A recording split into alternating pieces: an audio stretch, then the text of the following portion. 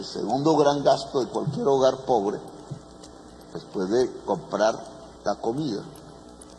Y entonces los servicios públicos se han disparado. No tanto, pero casi. Y si ponemos la tarifa de energía eléctrica del Caribe, más que los alimentos. El gran jalonador de la pobreza en el Caribe, las tarifas de energía eléctrica. 44, 49%, Santa Marta, 40% de incremento en un año. ¿Y por qué? ¿Acaso es que la operación de la energía eléctrica en Colombia necesita bienes importados que por la caída del peso colombiano pues se encarecieron? No, mayoritariamente usamos agua y unas turbinas que compramos hace tiempo. Y la operación es casi automática, es que el agua pasa por la turbina y genera la energía y va a la red. Y esa es la mayor parte de la generación de energía eléctrica de Colombia. Entonces, ¿por qué crece? ¿Por qué si están los embalses llenos? La energía eléctrica es de las más caras de América y hoy es el gran jalonador de la inflación en Colombia. O sea, porque tenemos que ver entonces un sector eléctrico que no está disminuyendo sus precios relativos, sino está aumentando. Eso significa ineficiencia.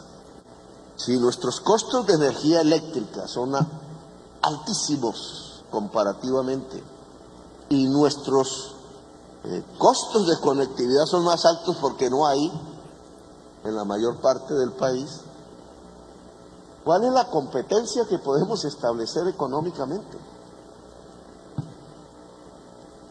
La capacidad productiva del país se está estrangulando a partir de estos hechos. No son los únicos.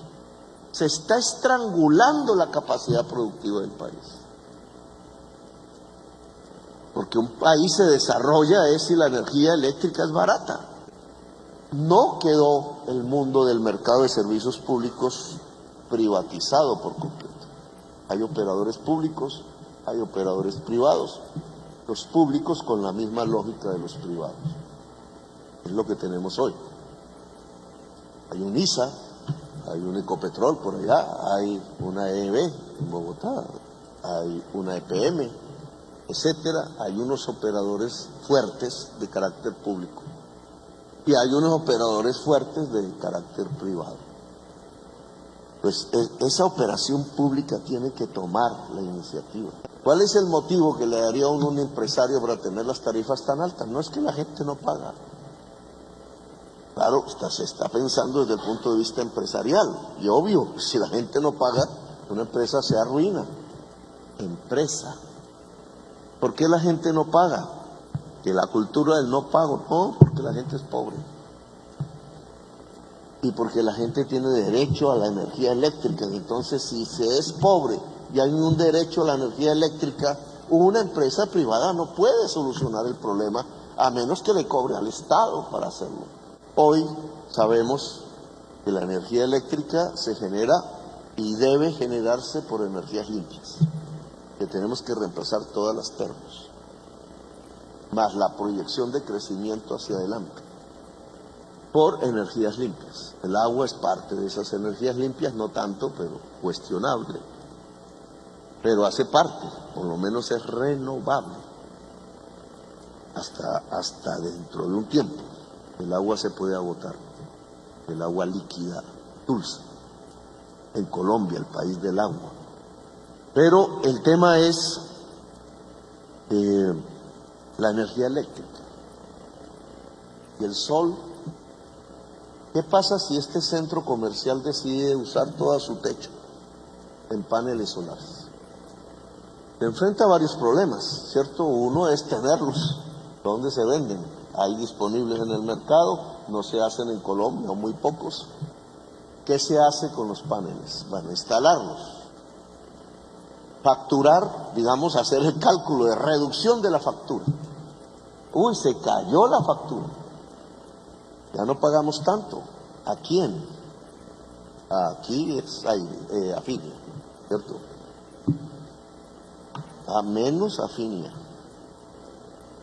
Ahora, ¿qué pasa si genera más por la magnitud de su techo que lo que consume? Está pegado a la red. Está ofreciendo energía eléctrica. Es un generador de energía eléctrica. Tal cual Afinia. Bueno, Afinia o Urrá. Tal cual Urrá. ¿Le permiten? ¿Le pagan? ¿Le ofrece su energía sobrante a la red? ¿Le pagan? No. Le ponen trabas. Le ponen trabas para hacerlo.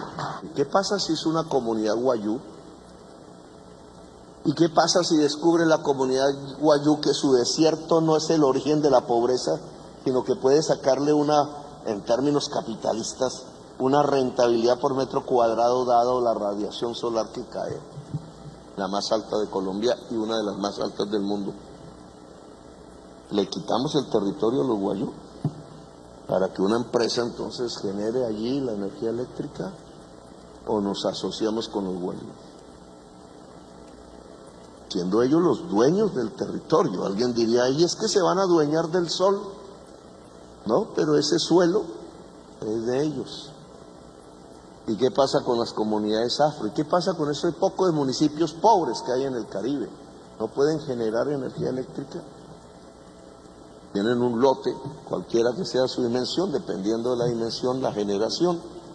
Pero todo municipio está casi en la capacidad en el Caribe de generar energía eléctrica, o volverlo menos factura si se trata de alumbrados públicos, o volverlo ingresos municipales. Ay, entonces toda esa cantidad de gente generando energía eléctrica, sí, deben ser millones. Porque las tecnologías hoy, las limpias, lo permiten. La ministra de Vivienda debe indicar que no debe hacerse más vivienda nueva sin paneles solares. Y hay que cambiar la regulación que impide que un ciudadano del común realmente pueda incluso vender energía, y sus condiciones se lo permiten, limpia. Y entonces esto significa que se arruina el mercado de la energía eléctrica. No, esto significa que se reduce el precio relativo de la energía eléctrica. Es decir, que aumentamos productividad simplemente por un hecho que el capitalismo salvaje ya se lo había inventado, porque metemos millones de oferentes y no un oligopolio. Si metemos millones de oferentes a millones de demandantes, eso era lo que los economistas neoliberales pensaban que era el paraíso. Porque cae el precio, el costo marginal tiende a cero, porque al reducir los costos, entonces la energía se vuelve en lo que es. No solamente un instrumento para garantizar derechos universales, sino en el instrumento del desarrollo económico y la industrialización del Caribe, tanto en el campo como en la ciudad. Porque con energía barata se pueden hacer empresas, con energía cara las posibilidades de las empresas disminuyen. Los datos hasta el día de hoy muestran lo contrario de lo que estoy diciendo. Es decir, vamos en el camino inverso. Nosotros queremos ir en el camino que estamos proponiendo. ¿Significa cambios? Sí. ¿Significa pensar en términos de disminución de tarifas? Sí, sostenibles. ¿Significa cambios de tecnología? Sí. ¿Significa, como todo cambio tecnológico, obliga cambio de las relaciones humanas que se establecen alrededor del proceso? Sí. Cambian las relaciones sociales alrededor del agua potable, alrededor de la energía eléctrica. Así es en el mundo. Así lo buscan los norteamericanos. No he hablado de la red, que sería la gran seguridad, la gran red americana de energía eléctrica con fuentes limpias. Otro día hablaremos de esto. Es la forma de asegurar la energía en cualquier parte. La seguridad energética, no solamente la soberanía energética. Este camino hay que tomarlo y hay que tomar decisiones. la comisión reguladoras, etcétera, y las superintendencias deben estar independientes del interés privado porque son los intereses generales y públicos. Si no, no tenemos Estado para abordar los problemas del servicio público. Se va a vigilar, claro. Vamos a saber qué inversiones se hicieron en Afinia y en Aires, o si las estamos cobrando por adelantado. Porque el Estado hizo unas. ¿Cómo recuperó el Estado esas inversiones? Ahora, supongamos que no las va a recuperar a fondo perdido, unas inversiones en una empresa privada a fondo perdido. Supongamos que no los va a recuperar, entonces, ¿qué va a financiar el aumento de las tarifas si ya el Estado había hecho una inversión billonaria? ¿Qué están pagando los usuarios? ¿La inversión futura? Es decir, es un ahorro para invertir dentro de las empresas, pero si los usuarios hacen la inversión, ¿no deberían ser propietarios, por ejemplo? ¿Cómo es el modelo de negocio? Entonces necesitamos ese examen que la superintendencia bancaria no, de servicios públicos, debe realizar sobre este problema concreto. Y en general garantizar que esa superintendencia sea superintendencia pública y cuide el interés general en Colombia.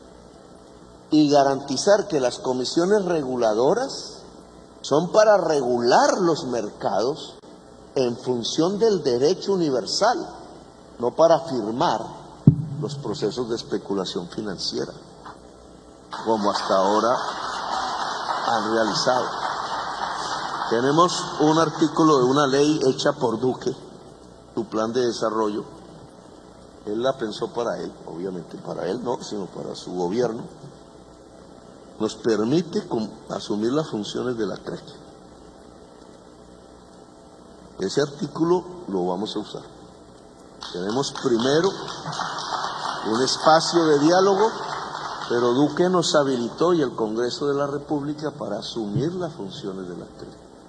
Y esas funciones deben mostrar la adecuación de un nuevo modelo, que obviamente hay que evaluar permanentemente, en donde lo público y lo privado se puedan aliar, sabiendo que el servicio público solo es un instrumento para garantizar un derecho universal y por tanto no funciona exactamente como un mercado.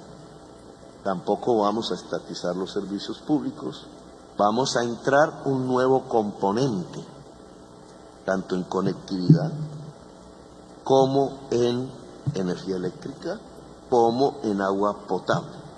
Ese nuevo componente se llama comunidad. En el programa de gobierno hablamos de las comunidades energéticas. Yo creo que nadie le puso mucho cuidado, que seguramente eran asociaciones para tomar vitaminas.